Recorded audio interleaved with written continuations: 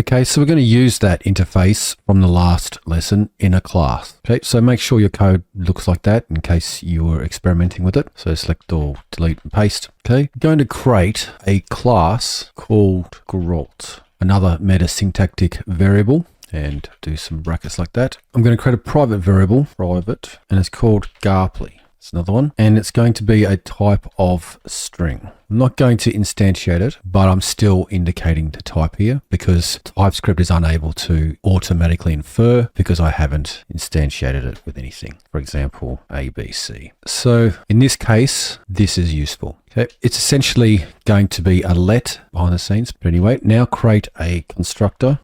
And we're going to pass in a QUUX, which is going to be a type of QUUX from before. So when we create a new Gralt, we're going to pass something in and it's going to be a type of QUUX. Okay. I'm also going to add another variable, which could be some kind of primitive called Waldo. And that's going to be a number, and I'll make it a number array. Now let's just add some brackets so the constructor is valid. Okay, now with this information that I'm passing in, I'm going to set Garply. Okay, so when we're in a class, we want to access a local variable. We use this. So this Garply, we can see the IntelliSense has already found it. Garply equals the QUX dot QUZ plus single quotes to make a space plus QUX dot Corge. You can already see that the IntelliSense is quite smart already. Plus, I'll add some more, plus whatever Waldo is. Okay, so it's not doing much. Okay, so when we create a new Gralt, pass in some variables and we'll set this Garply, which is a local property and it's private. Now, because it's private, we can't access that outside of this class. So we'll create a public method called getGarply and it will return this dot Garply. Shift Alt F. Okay, that will be public by default. We could make that a private if we ever wanted to, but that would be pointless. Okay, so Control S. Now let's use the class. So let's just go down to the bottom. Const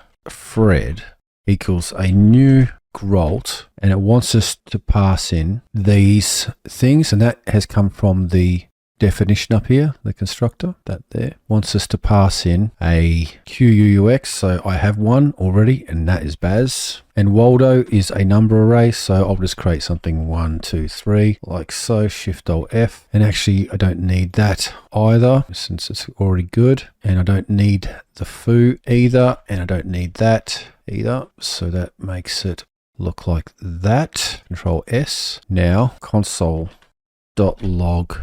Fred, like so.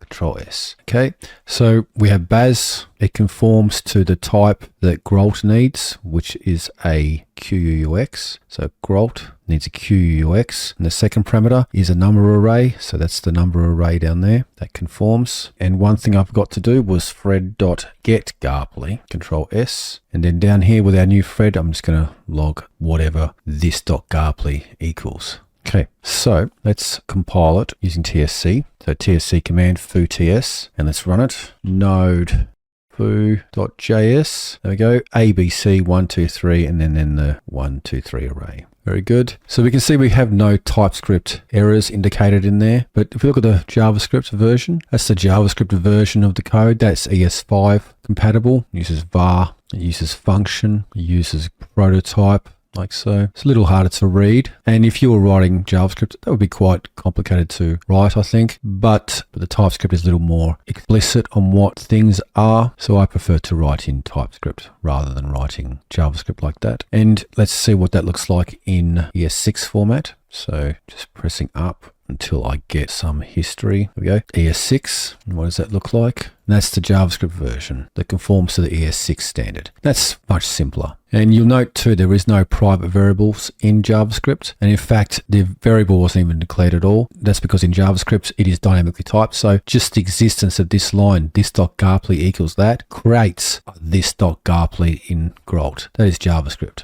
And that is TypeScript, where we have to be more explicit. Okay, excellent.